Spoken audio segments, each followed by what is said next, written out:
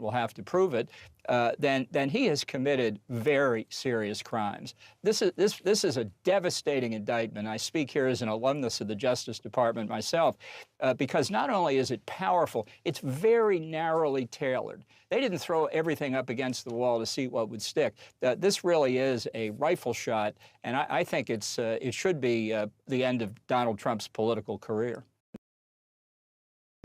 This really is a rifle shot. It should be the end of Donald Trump's political career. Well, it's certainly going to be the end of yours, and it's possibly even going to get worse. It is probably the end of your life as you know it as a free man.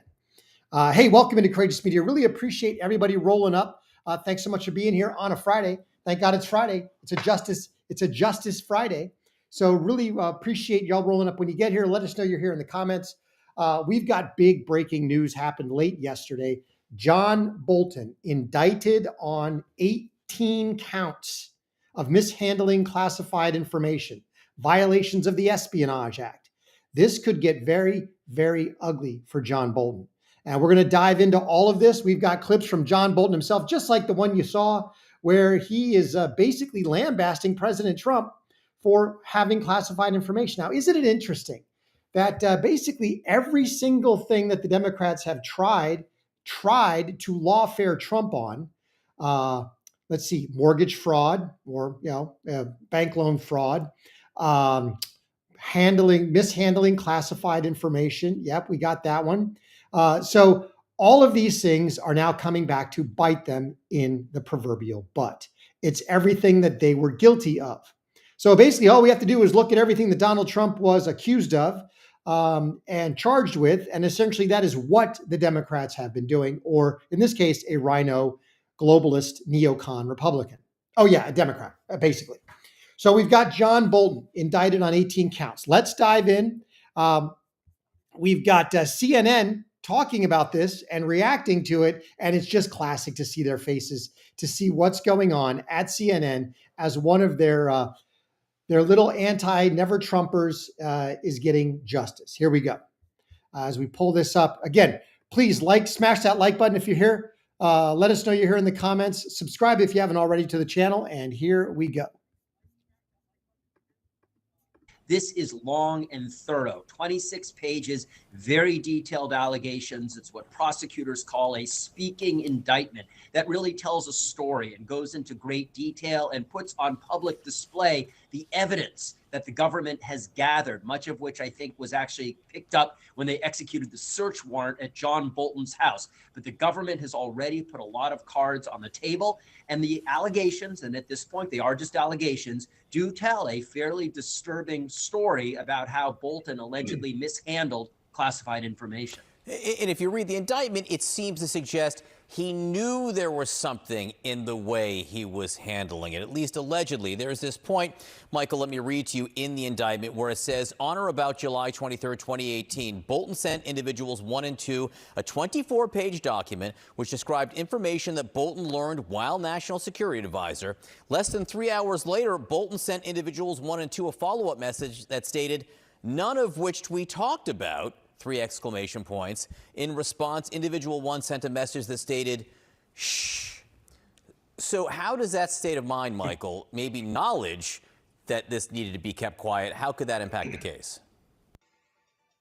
So what you've got there is fairly damning evidence that not only did John Bolton traffic in classified information, not only did he transmit it, in this case, if it was his AOL email account over an open, unsecured server, but he did it knowingly. He sent it to unclassified, to people without a security clearance, knowingly, and then even sent emails to say, hey, don't talk about this because it's classified. So this could get very, very ugly for John Bolton. So here we have him. He actually surrendered to authorities today. Check this out as he rolls up. Security advisor John Bolton arriving at a United States District Court in Greenbelt, Maryland. He is expected to surrender after being indicted on 18 counts over the alleged mishandling of classified documents. Bolton faces 8 counts of transmission of national defense information and 10 counts of retention of national defense information. The documents contained intel on future attacks, foreign missile launches, and human intel sources. And even, as we find out, weapons of mass destruction. Now, here's Fox's take on the story, and then we're going to get into our friend, our buddy, Mike Davis. Here we go. There's no statute of limitations on this. He continued to possess classified documents.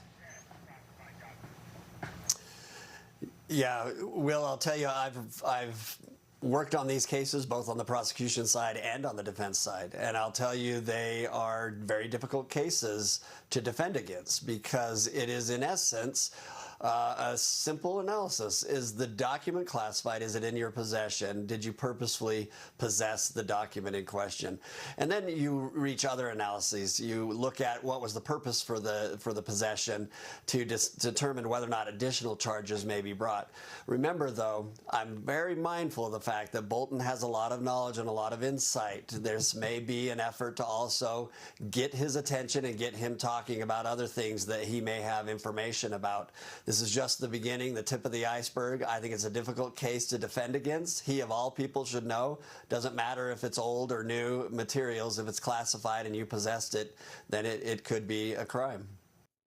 There's no it's absolutely going to be a crime. Now, here's Bolton, in his own words, again, talking about the Trump indictment way back when John Bolton, the never-Trumper, anti-Trumper, was all in for these types of cases. Well, I think it's a devastating indictment. It's very powerful in the way that it's portrayed, but it's also very narrow, very targeted. The government didn't throw everything in the kitchen sink at the wall.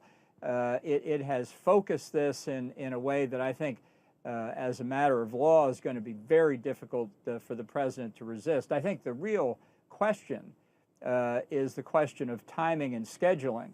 You know, if Donald Trump were an honest man, if he were an innocent man, he'd be saying, I want the trial within 30 days. I want this cloud removed from over my head. I want this stain on my reputation removed. So we'll wait and see what Donald Trump does. I think he'll try and postpone it to after the 2024 election. So my suggestion. So is John Bolton going to demand a trial within 30 days? Is John Bolton going to demand he be exonerated because he wants this stain cleared from him? No, I don't think that's going to happen, because unlike President Trump, who actually could have done that had it not been for a rigged justice system, the reason he wanted to postpone was because he knew the whole thing was a sham. Realize that there is a primary substantive difference between Donald Trump's retention of quote unquote classified information and John Bolton's retention / transmission of classified information. Donald Trump was allowed to do so. Donald Trump, as a former president of the United States, is allowed to take classified information from the White House and hold it for his memoirs, for his library. And there's also the fact that Donald Trump, as president, can, with a word, declassify anything. So hence, anything that he takes with him, he could simply say, this is declassified. And it is now open game to do whatever he wants. Plus, he's got the fact that as a former president, he is allowed to retain classified documents. John Bolton never was. John Bolton is only allowed to have in his possession classified documents while he maintains an active security clearance in an active role in a government. Once he was fired from his job, he no longer had the legal right to have classified information. At that point, it was mandated that it all be turned over. So John Bolton is actually guilty of a crime they accused Trump of, but Trump was not guilty of because he was a former president. John Bolton, on the other hand, is facing serious music for this. Realize it's 18 charges. Now, let's dive in with Mike Davis, one of our favorite legal minds. So here we go. Mike Davis on the John Bolton situation. It's out of the District of Maryland. The U.S. Attorney in the District of Maryland is a career federal prosecutor. They worked with the National Security Division in Main Justice. There are several career attorneys' names on this indictment. So this is not a political indictment. And it's a very serious indictment. You're looking at 18 different counts against John Bolton. I think 8 of them were for transmitting national defense information. That means he was sending national defense information apparently through his AOL accounts or his personal email accounts. And then they got him for 10 counts of retaining national defense information. These are very serious espionage charges. And what's so damning for John Bolton in this indictment is they go through in this indictment to show his knowledge and intent. They go through and quote John Bolton in the past for when he's talked about how doing the very things he allegedly did here is a very serious national security crime, espionage. And they go through these documents, and some of these documents are top secret with code names. So these are beyond top secret documents for, as far as I can tell, from his time as the president's national security advisor. So he had access to the most classified information in all of our governments, and he's sending it via personal email, and he's retaining it. So you're not going to be able to say this is a political case here with the career prosecutors in the District of Maryland, the career prosecutors at Main Justice, and the National Security Division, and just the magnitude of the number of classified documents, highly classified documents that he sent and that he retained. He's in a very deep hole, and it looks like John Bolton, if these allegations are true, he's going to go to prison for a very long time. So what we're looking at, again, he's absolutely right. This goes back to several factors that we're looking at with this particular indictment. It was signed off on by other career prosecutors, so career government officials, not wanting to necessarily prosecute one of their own. It was signed off on by a judge because they authorized the raid of his home and office. So you had a judge determine that there was probable cause. You have career prosecutors signing on to this. Now you've got the indictment, and the indictment is 18 counts. Now, looking at US code, each of those counts can carry up to a maximum of 10 years in prison. John Bolton is staring down the barrel at 180 potential years in prison. Will he get all that? Most likely not. But will he really probably do some serious prison time? Yes, because in order, as we heard from CNN, as much as they didn't want to admit it, as we've heard from Mark Davis, simply the fact that they found the classified information makes him guilty. Then you've got the emails, you've got the text messages where he sent it to family members and other people and said, oh, by the way, don't let anybody know about this. So now you know he had knowledge that he had. So you can't even chalk it up to, I didn't even know they were there. He knew they were there. He was retaining them for his book. He put classified information in his book.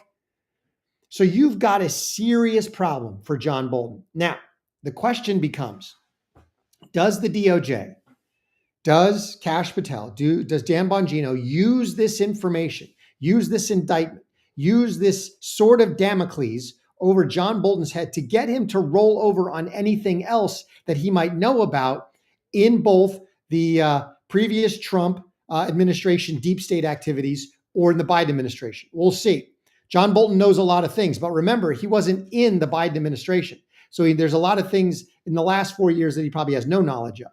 Does he have knowledge of deep state activities, potential FBI activities in the Russia hoax? Absolutely. Maybe they can get some information and offer him a deal for that. I don't know. Let me know what you think in the comments. Really appreciate everybody rolling up.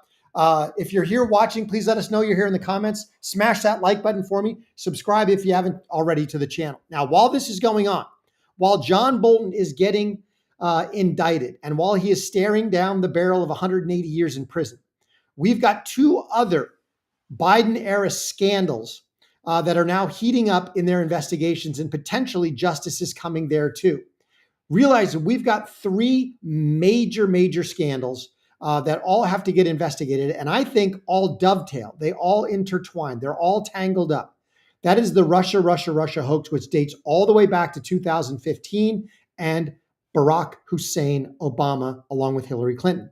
That rolls into Brennan and Clapper and Comey and Page and Strzok. Now you've got the Biden Autopen situation, which obviously is Joe Biden. But again, that was in an attempt to not only make a lot of money, we're going to find out, but it was also, again, their attempt to try to cover up the last vestige of potential cover, the ability to cover up what happened during the Biden presidency and in the election run-up to the Biden presidency. So what about all the election fraud, the J6 situation, all of this? So we've got the Autopen situation heating up. We've also got new information and new actions on the J6 situation. So we're going to dive into both of those. Please let us know you're here in the comments. And let's dive in first to the Autopen situation. From a couple of months ago, we got Benny Johnson talking to Barry Loudermilk. And I want to play this because we're going to have Barry Loudermilk now. He's got new information and he's got new revelations on the whole Autopen situation. So let's dive right in here.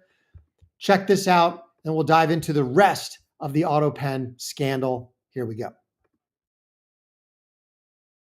About child sex trafficking, I mean, that happens because of an open border, 25 million, many hundreds of thousands of children because of Joe Biden. Now we learned that Joe Biden had terminal illness the entire time he was in office. Maybe this was what all of the vacations, 577 days on vacation.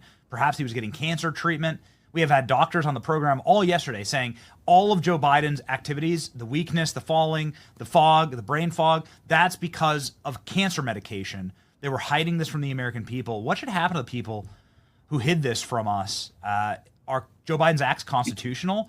What's your measure on Jill Biden? Well, that'll be decided at the courts, but I'm sure we'll write somebody a strong letter and move on about it. I don't think anybody really brought to justice over this. You've got staffers. I would look. Tennessee has had a history of this. We had a governor several governors ago. He's since passed away, but he sold pardons. You can look it up. His name was Ray Blanton. It made national news, and I mean they wrote songs, "Pardon Me, Ray," and it was a cash for clemency deal. And that's exactly what I think you're going to find out. You're going to find staffers that were able to take forms, get them, and run them through some sort of bogus legal system, and then they auto-pinned them. And there's probably people out on the street that shouldn't be, but somebody got rich off that. And Wow. and I think those people, I hate to say it, but you'll see something probably horrible happen to some of those people because it goes up the chain. This is a very dangerous town to play games in. So you're saying that the Biden staffers took payouts and just ran the Autopen for certain pardons. I have no direct proof of that, but I'm just talking about history. And if you got somebody making $100,000 a year and somebody offers you $250,000 in some safety deposit box. Yeah. I mean, look at all those, look at Clinton's clemency, Bill Clinton, the people he gave clemency to. Some of those people were just awful, awful people. And nobody raised a beat about them. So you got one of the potential crimes in the whole Autopen scandal is the cash for clemency situation. And we know that there were a lot of people given clemency during the last vestiges, the last days of the Biden administration. So I want to dive into, this is Tim Burchett again. I called him Barry Loudermilk. That was my mistake. So this is Tim Burchett again from Tennessee. And fast forward about 5 months. And now we're talking about more information on this entire situation of cash for clemency and the Autopen. And again, it wasn't just for cash, because a lot of these people were given blanket pardons in order that they would not have to testify, they would not be subject to prosecution, they would not be subject to leverage, they wouldn't have to roll over to protect themselves on other areas of the administration. And something that he said 5 months ago was very interesting. These people need to be very careful because they are now playing, they've now entered into a very dangerous game, and there are very powerful people involved. And there could be some, shall we call it, suspicious demises headed the way of a lot of these people. Now let's check this out from Tim Burchett.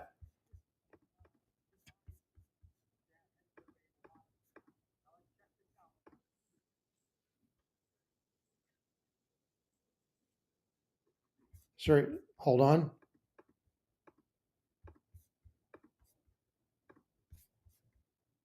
Almost 1,000 NGOs, non-government organizations working out of Afghanistan.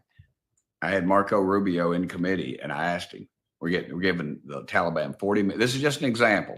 40 million a week. 2 years I've been working on this. I got a freaking memo from the dadgum State Department, and they're no friends of mine. They're no friends of this country. That's the deep state. There ever was one. They've told us that we've given them close to $5 billion, and we're still doing it because it goes to the NGOs. The Democrats fought that amendment that we added NGOs into the bill. Why? Because there's 1,000 NGOs, and you know good and well that money's coming right back to Washington. That's what Elon told us. The paper trail runs right back. Now, can I find it? No, I don't have access to those kind of computers, but that's why they're squealing. They're squealing about it. So squealing about USAID cuts, you're saying that our suspicions are confirmed that the money that's spent at USAID goes right back into Democrat campaign coffers. Almost 100%. Almost 100%. There's still some Republicans, I think, if they are, that's why leadership, they sent somebody to see me. They sent my buddy, and he sits beside me. Tim, man, some of the chairmen are kind of upset what you said, and, go through all this stuff. And I said, but it's the truth, right? He goes, well, yeah, we know it's the truth, but you just can't keep saying it. And I keep saying it. So that's why I always tell people I'm not suicidal. You made a lot of news on our show saying that you believe that there could have been some real payola with some of these Biden Have pardons. to be 8,000 pardons. I said 2,000, and it's come out. Somebody said something 8,000. 8,000 freaking pardons.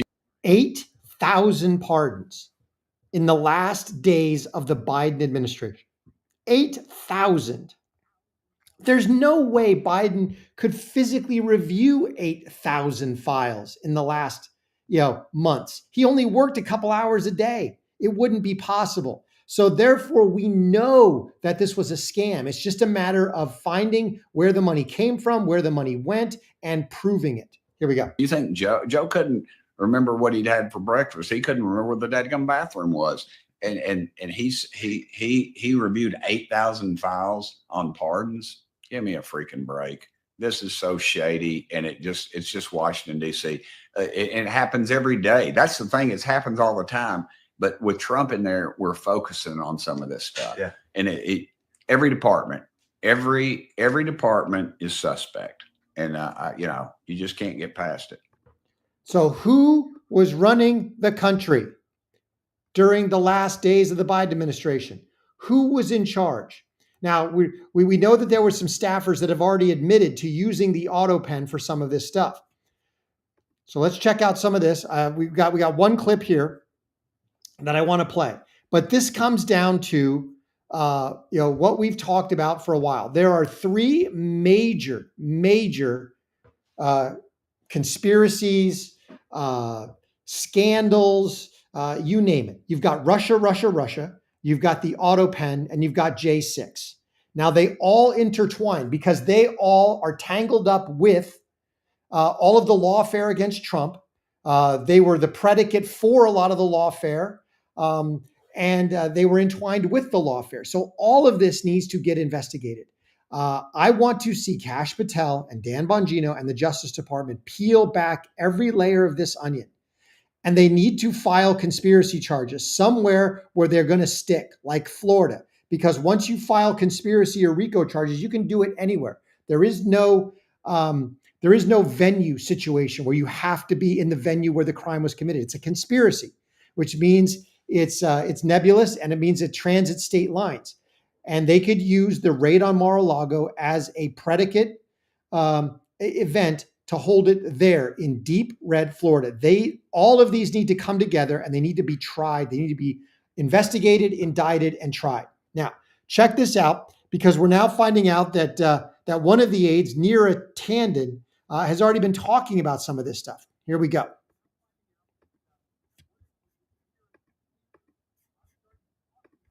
So while the left continues to have their clowns take your attention away from something that's important, here is something you need to know. The Autopen testimony has begun, and let's go over the details. First and foremost, the most concerning question: why are these testimonies done behind closed doors? We, the American people, deserve to know the truth also, but let's get into the details. This is absolutely wild. Testifying before the Oversight Committee, former Biden aide Neera Tanden admits she controlled the president's Autopen from October 2021 to May 2023, authorizing documents as Biden during the time when questioned about his mental fitness were growing. Pardons, executive order, official actions, all potentially signed by someone who wasn't the president. So who was running the show behind closed doors? So testimony with the House committee continues. But the real question is that, why are these testimonies done behind closed doors? The American people deserve to know the truth also. So why? We want all of these investigations and hearings done out in the open. The American people deserve to know. They deserve to know what was happening in their government. The fact that somebody controlled the Autopen for 2 years, and it wasn't signing, letters. Hey, a kid sends in a letter to the president. There's a form letter. It gets auto-penned. It gets sent back out. Okay, no one's contesting that. That's what the Autopen is designed for. But when you start talking the signature on executive orders, on official actions, on pardons, now you've got, there is a requirement that the president has to legally approve this stuff. Well, you can't have one staffer say to another, the president approved it. How do you know? You can't, if you're the aide that's using the Autopen, you cannot in any type of good conscience say, well, somebody told me to do it. No, they need to prosecute her and everybody else who used the Autopen until they start squeeze until they start saying, okay, here's who told me to do what. And then you roll up that person until we find out that there was no paper trail back to President, in name only Biden. And now we can start actually prosecuting people for real crimes. Now, while all this is going on, we've got the reemergence of J6. So we've got new information on this, basically what is going to be the new Select Committee on January 6th. Check this out. We've got a video from one of the political prisoners themselves. Here we go. I'm here with the Autopen president himself, Joe Biden, and we have a special message for the treasonous traitors, Adam Kinzinger, Benny Thompson, Liz Cheney, Jamie Raskin. Justice is coming. You sent me and my brothers to prison for 4 years and 6 days without a trial, over 900 days solitary confinement. You lied to the American people, you obfuscated the truth, and you deleted evidence. This new January 6th Select Committee is going to get to the bottom of this, and criminal indictments are coming. Your days are numbered. Your days of freedom are numbered. Get ready for prison. Absolutely hope that there are indictments and prison time coming for these people. They took 1,600 patriots. 1,590 of them committed absolutely no crime. They invented crimes and sent them to prison, some of the worst prisons in America. They treated them as political prisoners, and they have to be held accountable. So here we go. And this is the reason I was confusing Burchett with Loudermilk, because Loudermilk is the one that is heading the new J6 committee. And this has now been officially formed. It took pressure from President Trump, that's for sure. Johnson and a lot of these other people were dragging their feet. But now we've got, from what our reports are, we've got a new select committee that is being convened. Here we go. It's good to be back. Good to be back. And sir, I think for a lot of folks, they look at the work of the first January 6th committee. And if there was a list of priorities on their committee database, it would have just one, get Trump. But I know that you have a much wider net, a much larger scope. Tell us what your priorities are going to be. Well, we're going to pick up where we left off last time, which we were on a quest for documents that clearly were not preserved. I know that there's been a lot of questions and PolitiFacts out there of whether documents were deleted. I never accused anyone of deleting documents except for some videos that they pretty much admitted they had deleted, but clearly documents were missing. And, you know, we were able to recover a significant number of the documents that were not preserved by the original committee. So we're going to continue on that quest, because just from the documents that we were able to obtain during the last committee were very revealing of the mission of the original Select Committee, Pelosi Select Committee, which was do whatever you need to do to lay the blame at Trump. Don't let facts get in the way. And in fact, when facts did get in the way, they just decided, well, we'll move those documents out of the way and not preserve them. And so we were able to uncover there was a predetermined narrative. There's no question about it. And there was little to no investigation or reporting onto the actual security failures of the Capitol, which was their number one priority. But they just decided to ignore that. So we're going to be looking at that as well. Not just who was it that got into the Capitol, but how was an unarmed mob able to overcome U.S. Capitol Police, Metropolitan Police, and get access into what should be one of the most secured capitals or buildings in the nation. Now, think about this. Okay, there's a couple of things to talk about here. One, the Capitol is not one of the most secure buildings in the United States. You can sign your name and go on a tour of it, okay? It's open to the public generally. Okay, but on this particular day, clearly it was locked. They were not giving tours, all right? So how did, as he said, an unarmed rabble get into the Capitol? Well, we have videos now. We know how they did it because of the 300 federal agents that were in the crowd. We know that they, along with Antifa and BLM instigators, were the one prying open the doors. We also know that essentially the Capitol Police were given stand-down orders. They were giving tours of the building. Capitol Police were escorting people through the Capitol because those people weren't destroying anything. They were walking through, taking pictures. This is not an insurrection. It's not a riot. When people peacefully walk through a building and not destroy it, okay, you're not talking insurrection or riot, especially when they are escorted by the Capitol Police. When entrance was gained by undercover federal operatives and people were escorted by members of the Capitol Police, you know this was a false flag. You know this was a Fedsurrection, which is why Nancy Pelosi 8 times denied requests for the National Guard. Because the National Guard would have been under the auspices of President Trump. They wouldn't have answered to the FBI. They wouldn't have answered to the Capitol Police. They would have answered to President Trump, which would have shut this whole thing down immediately on its face. So this is how we know this whole thing was a scam. And with the new J6 committee, beyond that, now you've got the destruction of evidence. We had J6 committee members that deleted videos. They destroyed evidence. That is also against the law. That is a felony. That is tampering with evidence. That is obstruction of justice.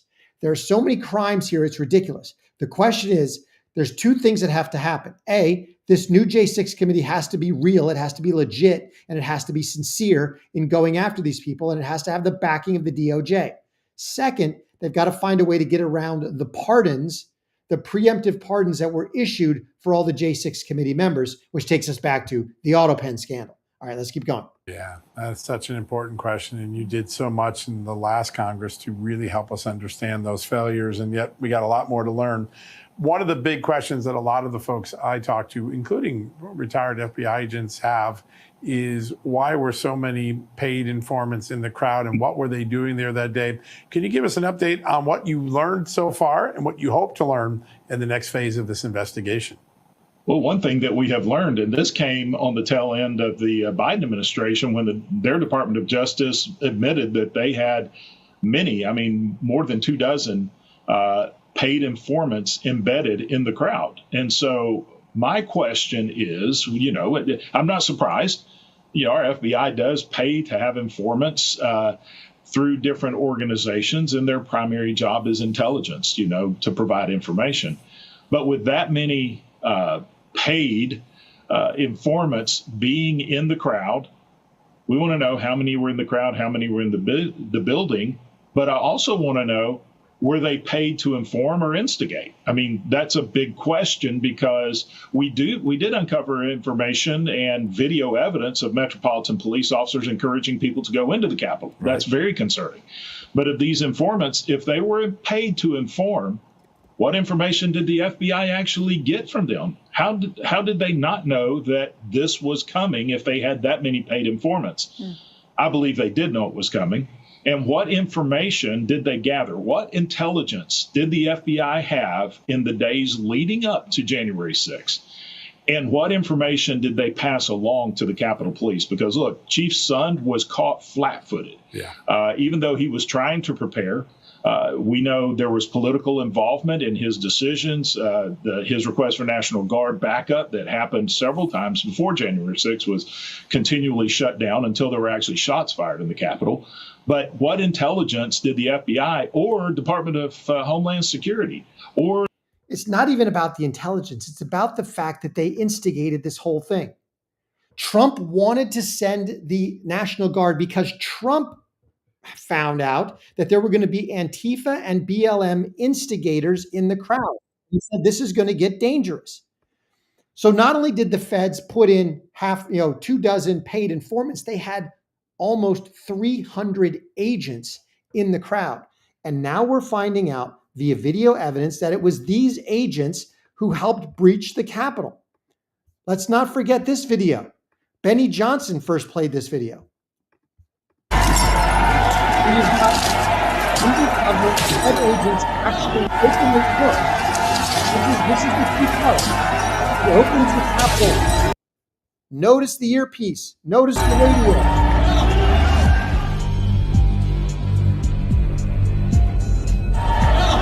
Now, here comes an actual, check out the earpiece. Check out the radio. Do not go in. Now, his guy jumps in and says, do not go in there.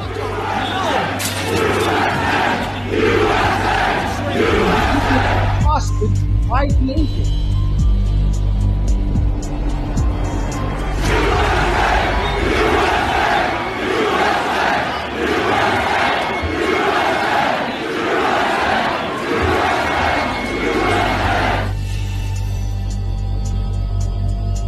So we've got Fed agents actually breaching the Capitol and then blaming MAGA protesters for the action. This is how we know it was a Fed surrection. And also, don't forget the instigator-in-chief himself, Ray Epps, who has never been charged or indicted with anything. Here he is. Tomorrow, we need to go into the Capitol. Into the Capitol. What? No! Peaceful! Fed. There they are yelling, Fed. The actual MAGA protesters knew this guy was a plant. They knew he was a Fed. This entire J6 situation was planned, instigated, and operated by the 300 Fed agents and the Antifa BLM instigators that they bust in for this event. This whole thing was a setup from the get-go. Now, the last question that the J6 committee has to answer, and this is something that Dan Bongino was big on when he had his radio show, when he had his Rumble show. What happened to the pipe bombs? Who was the pipe bomber? Let's get to the bottom of that, because that story disappeared as soon as they breached the Capitol. This was clearly a false flag setup because they had the pipe bombs. The pipe bombs were supposed to be the story, along with the protest. The pipe bombs were the story, but then they got people to actually breach the Capitol, to actually walk in after the feds breached the Capitol, and suddenly the pipe bomb story had to go away because now it didn't make sense. Now it didn't fit the narrative. And so we need to see what really happened. This J6 committee needs to get it right. Let's check out this one last video because I'm with this person. I'm excited that there is a new J6 committee, but again, they have got to do it right. There's a new January 6th committee. The Republican-controlled GOP has launched a January 6th committee so that they can get to the real bottom of what happened around and leading up to January 6th, 2021. This is one of the biggest things for the 2026 election that is going to secure a win for Republicans. That day, obviously very divisive around, what happened leading up to it, all of the chaos that day, and what the Democrats and the media have used in order to try to make Republicans and Trump look bad. Now the Republican-controlled GOP, with these guys right here, starting their own investigation, which the names on this list, I've done some research. These are some really good people. Troy from Texas, he wrote the book, The Big Fraud. Man, that's good. Good job, Troy. I really like that one. Figuring out what happened around January 6th and exposing it leading up to the midterms in 2026 is going to send shockwaves across America and through the Democratic Party. The Democrats are already screwing up their chances of winning and being a viable political party. He's exactly right. Getting some real answers even before 2026 would be massive. It'd be another massive blow to a Democrat Party that is already reeling, that is already circling the drain, that is already in their death spiral. This could absolutely do them in. To find out that this was a Fedsurrection, even if it was a little bit of a Fedsurrection, but to bring it all out into the open, in the public, on the airwaves, that Nancy Pelosi refused the National Guard, that it was Nancy Pelosi's fault there was no National Guard there. Then to find out that, hey, those 300 FBI agents, that man in black with the earpiece, who was that breached the Capitol? To get those names out in the open, to put it out on record that this was a Fedsurrection, even just a little bit, and then to expose all of the lies and the cover-up of the original J6 committee and go through them one by one. And then if you can solve the pardon issue, start making indictments and arrests. That would be phenomenal. Let's hope it happens. Let's hope it happens, because those 1,600 people don't just need pardons, they need justice. And so do the American people. So does MAGA in general. Hey, I really appreciate you rolling up today. Thanks so much for being here on a Friday. We've got John Bolton indicted. We've got more movement on J6 and the Autopen. Let's see what happens. We need justice to be done. We need accountability to roll downhill where it needs. Let's go. Patriots, thanks so much for being here. Remember, smash that like button for me. Subscribe if you haven't already. And share Courageous Media with everybody that you know. Thanks so much. Remember, God is good and He is sovereign. Till I catch you next time.